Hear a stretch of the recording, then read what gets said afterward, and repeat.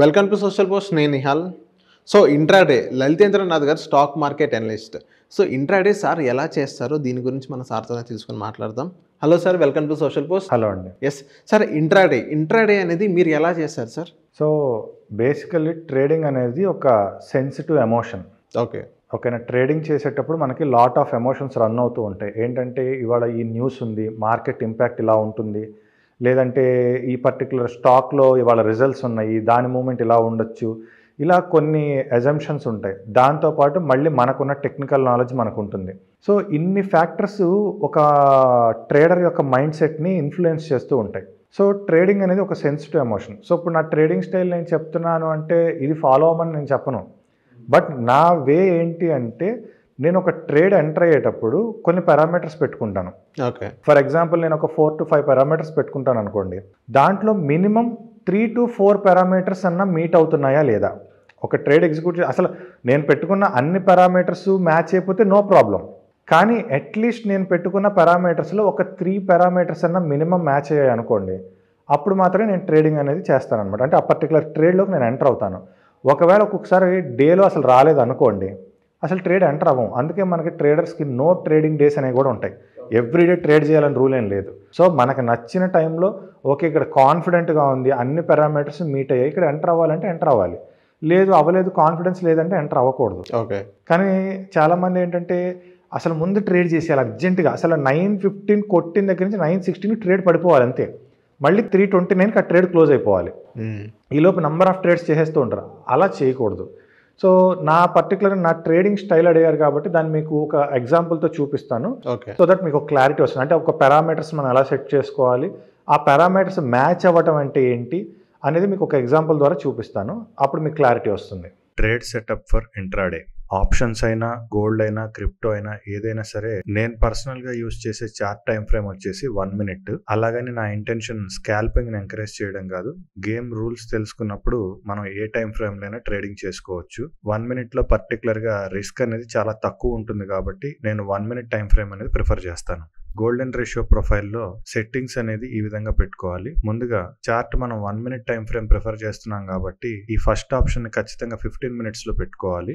Golden ratio support and resistance లో వచ్చేసి 1 hour లో పెట్టుకోవాలి. స్కాల్పింగ్ సిపిఆర్ వచ్చేసి 30 minutes లో పెట్టుకోవాలి. పవర్ ప్యాటర్న్స్ డిఫాల్ట్ ఎనేబుల్ అయి ఉంటాయి, సో వాటిని అలానే ఎనేబుల్ చేసుకుని ఉంచుకోవాలి. స్కాల్పర్ ట్రెండ్ అనేది ఎనేబుల్ చేసుకోవాలి. బ్రేక్అవుట్ ఐడెంటిఫైర్ డిఫాల్ట్ గా ఎనేబుల్ అయి ఉంటుంది, దాన్ని అలానే ఉంచుకోవాలి. ఫెయిర్ వాల్యూ గ్యాప్ అనే ఆప్షన్ ఎనేబుల్ చేసుకోవాలి. ఫెయిర్ వాల్యూ గ్యాప్ యొక్క టైం ఫ్రేమ్ ని చార్ట్ టైం ఫ్రేమ్ లో పెట్టుకోవాలి. 60 count and refresh chart labels అనేది ఎనేబుల్ చేసుకోవాలి. Last option inputs in status line అనేది మన ఇండికేటర్ ఆప్షన్ కాదు, అది ట్రేడింగ్ వ్యూ ఆప్షన్. అది ఎనేబుల్ చేసినా డిజేబుల్ చేసినా ఏం ప్రాబ్లం లేదు. ఇంట్రాడే ట్రేడింగ్ లో సక్సెస్ అవ్వాలి అంటే మెయిన్ గా మనం ఫాలో అవ్వాల్సింది trend and volume. Golden ratio profile indicator, trend, volume ఈ మూడింటిని కంబైన్ చేసి ఇంట్రాడేలో ట్రేడింగ్ ఎలా చేయాలో తెలుసుకుందాం. ముందుగా ఇండికేటర్ లో ఇక్కడ మనకి ఆర్సి అని ఒక లేబుల్ వస్తూ ఉంటుంది. ఈ ఆర్సి అనే లేబుల్ ఏంటి అంటే రీఫ్రెష్ చార్ట్. ఎప్పుడైతే మనకి ఒక పర్టికులర్ క్యాండిల్ కింద ఆర్సి అని వస్తుందో అక్కడ మనం ఒకసారి చార్ట్ ని సేవ్ చేసుకుని రీఫ్రెష్ చేసుకోవాలి. ఎందుకంటే మనకి ప్రీవియస్ సెషన్ యొక్క హై గాని లో గాని బ్రేక్ అయ్యి ఇంకో కొత్త హై గాని కొత్త లో గాని ఫామ్ అయితే వాటిని కూడా కన్సిడర్ చేసుకుని మనకి సపోర్ట్ అండ్ రెసిస్టెన్స్ లెవెల్స్ లో చిన్న చిన్న మార్పులు వస్తూ ఉంటాయి. ఈ మార్పు అనేది కేవలం మొదటి 15 నిమిషాల్లో మాత్రమే వస్తుంది. వన్స్ ఆర్సి క్యాండిల్ అయిపోయిన తర్వాత మనకి సపోర్ట్ అండ్ రెసిస్టెన్స్ అనేవి ఏమీ మారవు, సేమ్ అలానే ఉంటాయి. ఇన్ కేస్ ఆర్సి వచ్చేసరికి ప్రీవియస్ హై గాని ప్రీవియస్ లో గాని బ్రేక్ అయి ఉంటే దానికి తగ్గట్టుగా కొత్త సపోర్ట్ రెసిస్టెన్స్ ఫామ్ అవుతాయి. కాబట్టి ఆర్సి వచ్చిన తర్వాత అంటే ఆర్సి ఏ క్యాండిల్ కి అయితే వస్తుందో ఆ క్యాండిల్ కంప్లీట్ అయ్యాక ఒక్కసారి మనం చార్ట్ ని రీఫ్రెష్ చేసుకుంటే మనకి సపోర్ట్ రెసిస్టెన్స్ లెవెల్స్ కొంచెం అడ్జస్ట్మెంట్స్ జరుగుతాయి. ఇది చాలా మోస్ట్ ఇంపార్టెంట్. ఈ కింద నంబర్స్ అనేవి వస్తూ ఉంటాయి. ఫస్ట్ క్యాండిల్ నుంచి 60 క్యాండిల్స్ వరకు. ఫస్ట్ క్యాండిల్ కి 30th క్యాండిల్ కి 60th క్యాండిల్ కి మనకి మెయిన్ గా కావాలి. ఈ మధ్యలో 30th క్యాండిల్ వస్తుంది అని చెప్పడానికి 29 క్యాండిల్, 60th క్యాండిల్ వస్తుంది అని చెప్పడానికి 59 క్యాండిల్ ఒక అలర్ట్ కోసం జస్ట్ ఆ నంబర్స్ అనేవి పెట్టడం జరిగింది. అయితే ఈ నంబర్స్ అంత ఇంపార్టెంట్ ఏం కాదు. మెయిన్ గా మనం అసలు ఈ నంబర్స్ పెట్టుకోవడానికి రీజన్ ఏంటంటే వాల్యూమ్ ప్రొఫైల్ డైరెక్ట్ గా ఫస్ట్ క్యాండిల్ నుంచి 30th క్యాండిల్ కి డ్రా చేసుకోవడానికి వీలుగా ఉంటుందని ఆ నంబర్స్ క్రియేట్ చేయడం జరిగింది. అయితే ఈ నంబర్స్ కొన్ని రకాల ఆప్షన్ చార్ట్స్ లో గానీ లేదా గోల్డ్, క్రిప్టో ఇలాంటి వాటిల్లో ఈ నంబర్స్ ఎగ్జాక్ట్ గా ఫాలో అవ్వవు. కాబట్టి నంబర్స్కి అంత ఇంపార్టెన్స్ ఇవ్వాల్సిన అవసరం లేదు. మనం సిపిఆర్ ఎక్కడైతే ఉందో సిపిఆర్ స్టార్టింగ్ పాయింట్ నుంచి సిపిఆర్ ఎండింగ్ పాయింట్ వరకు వాల్యూమ్ ప్రొఫైల్ డ్రా చేసుకుంటే సరిపోతుంది. జనరల్గా సపోర్ట్ అండ్ రెసిస్టెన్స్లు అనేవి ఒక డే మొత్తానికి మెయింటైన్ చేస్తూ ఉంటాము. కానీ గోల్డెన్ రేషియో ప్రొఫైల్ ఇండికేటర్లో మనం సపోర్ట్ అండ్ రెసిస్టెన్స్ని అవర్లీ మెయింటైన్ చేసుకుంటాము. అవర్లీ మెయింటైన్ చేసుకోవడం వల్ల మార్కెట్ యొక్క డైనమిక్ నేచర్లో ఎక్కడైతే కొత్త రెసిస్టెన్స్ ఫామ్ అవుతుంది, ఎక్కడ కొత్త సపోర్ట్ ఫామ్ అవుతుంది అనేది మనకి క్లారిటీగా అర్థమవుతూ ఉంటుంది. గోల్డెన్ రేషియో ప్రొఫైల్ ఇండికేటర్ ని క్లారిటీగా అబ్జర్వ్ చేస్తే ఒక రెసిస్టెన్స్ నుంచి సపోర్ట్ కి, సపోర్ట్ నుంచి రెసిస్టెన్స్ కి, రెసిస్టెన్స్ నుంచి సపోర్ట్ కి, మళ్ళీ సపోర్ట్ నుంచి రెసిస్టెన్స్ కి ఇలా ట్రావెల్ అవుతూ ఉంటుంది. ఈ ప్రైస్ మూమెంట్స్ అనేవి మనం చాలా నీట్ గా అబ్జర్వ్ చేయొచ్చు. అయితే ఎక్కడ సపోర్ట్ కి తగిలిన తర్వాత మార్కెట్ మళ్ళీ రెసిస్టెన్స్ వరకు వెళ్తుంది, ఎక్కడ రెసిస్టెన్స్ కి తగిలిన తర్వాత మార్కెట్ మళ్ళీ సపోర్ట్ వరకు టర్న్ అవుతుంది అనే టర్నింగ్ పాయింట్స్ ని ఐడెంటిఫై చేసుకోవటానికి మనం వాడేదే ట్రెండ్. ట్రెండ్ ని ఎందుకు వాడతాము అంటే మార్కెట్ ఎక్కడ దాని మూవ్మెంట్ ని షిఫ్ట్ చేస్తుంది, అప్ సైడ్ నుంచి డౌన్ సైడ్ కి, డౌన్ సైడ్ నుంచి అప్ సైడ్ కి ఎక్కడ షిఫ్ట్ చేస్తుంది అని తెలుసుకోవడానికి వాడేది ట్రెండ్. అందులో భాగంగా ఫిబొనాకీ ఫ్యాన్ అనేది ఇంట్రాడేలో మనకి ప్రతి అవర్ కి మనం పర్ఫెక్ట్ 45 డిగ్రీస్ లో డ్రా చేసుకుంటూ వస్తే మార్కెట్ అనేది ఎటు నుంచి ఎటు షిఫ్ట్ అవుతుంది అనేది చాలా ఈజీగా ఐడెంటిఫై చేసుకోవచ్చు. వన్స్ అది ఐడెంటిఫై అయిన తర్వాత మనం ఇండికేటర్లో ఉన్న ఎలిమెంట్స్ ని ఎలాగైనా వాడుకుని మనం ట్రేడింగ్ అనేది చేసుకోవచ్చు. ట్రేడ్ ఎగ్జిక్యూట్ చేసేటప్పుడు 4 రూల్స్ అనేవి మనం మెయిన్ గా గుర్తుపెట్టుకోవాలి. ఫస్ట్ అది ట్రెండ్ యాంగిల్ బ్రేక్అవుట్. ఎక్కడైతే ట్రెండ్ యాంగిల్ ని బ్రేక్అవుట్ ఐడెంటిఫైర్ క్రాస్ చేస్తూ ఉంటుందో అక్కడ మాత్రమే మనం ట్రేడ్ గురించి ఆలోచించాలి. ట్రెండ్ యాంగిల్ బ్రేక్అవుట్ కి సిపిఆర్ అనేది సపోర్ట్ చేస్తూ ఉండాలి. ట్రెండ్ యాంగిల్ అనేది కిందకి క్రాస్ అవుతుంటే ప్రైస్ కూడా సిపిఆర్ కన్నా కింద ఉండాలి. ట్రెండ్ యాంగిల్ నుంచి బ్రేక్అవుట్ ఐడెంటిఫైర్ పైకి క్రాస్ చేస్తుంటే ప్రైస్ అనేది సిపిఆర్ కన్నా పైన ఉండాలి. ట్రెండ్ యాంగిల్ డైరెక్షన్ ప్రకారం వాల్యూమ్ ప్రొఫైల్ కూడా అలానే సపోర్ట్ చేయాలి. ట్రెండ్ యాంగిల్ డౌన్ సైడ్ వెళ్తుంది అంటే ప్రైస్ అనేది వాల్యూ ఏరియా హై కన్నా కింద ఉండాలి, వాల్యూ ఏరియా లో కన్నా కింద ఉంటే ఇంకా మంచిది. ట్రెండ్ యాంగిల్ నుంచి బ్రేక్అవుట్ ఐడెంటిఫైర్ పైకి క్రాస్ అవుతుంటే ప్రైస్ అనేది వాల్యూ ఏరియా లో కన్నా పైన ఉండాలి, వాల్యూ ఏరియా హై కన్నా పైన ఉంటే ఇంకా మంచిది. వీటన్నిటితో పాటు ట్రెండ్ యాంగిల్ డైరెక్షన్ ప్రకారం పాజిటివ్ అయితే అక్కడ పాజిటివ్ ప్రైస్ యాక్షన్ ఉండాలి, ట్రెండ్ యాంగిల్ అనేది నెగిటివ్ చూపిస్తుంటే ప్రైస్ యాక్షన్ అనేది నెగిటివ్ ఉండాలి. ఈ 4 రూల్స్ సాటిస్ఫై అయిన చోట మాత్రమే మనం ట్రేడ్స్ అనేది ఎగ్జిక్యూట్ చేసుకోవాలి. ఇంకెక్కడ ట్రేడ్ అనే పాయింట్ గురించి ఆలోచించకూడదు. జనరల్ గా ఆప్షన్స్ ట్రేడింగ్ చేస్తాం కాబట్టి ఈ ఇండికేటర్ ని మనం ఆప్షన్స్ మీద కూడా యూస్ చేసుకోవచ్చు. కాల్ ఆప్షన్, పుట్ ఆప్షన్ మీద కూడా చాలా నీట్ గా వర్క్ అవుతుంది. ముందుగా డే స్టార్ట్ అయినప్పుడు ఫస్ట్ 1 అవర్లో ట్రెండ్ అనేది ఎలా డ్రా చేసుకోవాలో తెలుసుకుందాం. ఆల్రెడీ మనం WD గ్యాన్ ట్రెండ్ ఐడెంటిఫికేషన్లో ట్రెండ్ అనేది ఎలా డ్రా చేయాలో తెలుసుకున్నాము. కానీ ఇక్కడ పర్టికులర్గా మనం ఫస్ట్ 1 అవర్కి డ్రా చేయాల్సి వచ్చినప్పుడు ప్రీవియస్ డే లాస్ట్ 1 అవర్ తర్వాత ఒక 15 మినిట్స్ మనకి ఎక్స్ట్రా సెషన్ అనేది ఉంటుంది. ఇక్కడ ట్రెండ్ అనేది ఎలా డ్రా చేయాలనేది ఫస్ట్ పాయింట్. ఇక్కడ మనకి 1 hour support, 15 minutes support, 1 hour resistance, 15 minutes resistance.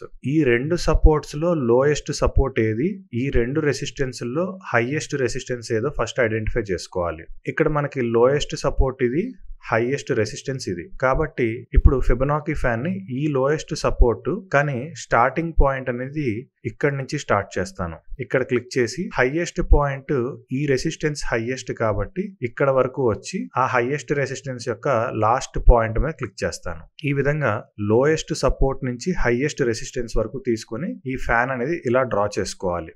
ఇది ఫస్ట్ 1 అవర్కి. ఫస్ట్ 1 అవర్ కంప్లీట్ అయిపోయిన దగ్గర నుంచి మనం సపోర్ట్ యొక్క లాస్ట్ లైన్ లో ఫస్ట్ పాయింట్ నుంచి రెసిస్టెన్స్ యొక్క లాస్ట్ లైన్ లో ఎండ్ పాయింట్ వరకు మనం నార్మల్ గా డ్రా చేసుకోవచ్చు. అయితే జనరల్ గా ఇంట్రాడేలో మనం ఆప్షన్స్ ప్రిఫర్ చేస్తాం కాబట్టి ఈ ఫ్యాన్ అనేది కాల్ ఆప్షన్ మీద డ్రా చేసుకోవాలి, పుట్ ఆప్షన్ మీద డ్రా చేసుకోవాలి. ఫ్యాన్ గురించి మనం ఆల్రెడీ డిస్కస్ చేసుకున్న పాయింట్ ఏంటంటే నార్మల్ ఫ్యాన్ లో ప్రైస్ ఎక్కడ డ్రాప్ అవుతుంది అనేది మనం మెయిన్ గా కన్సిడర్ చేయాలి.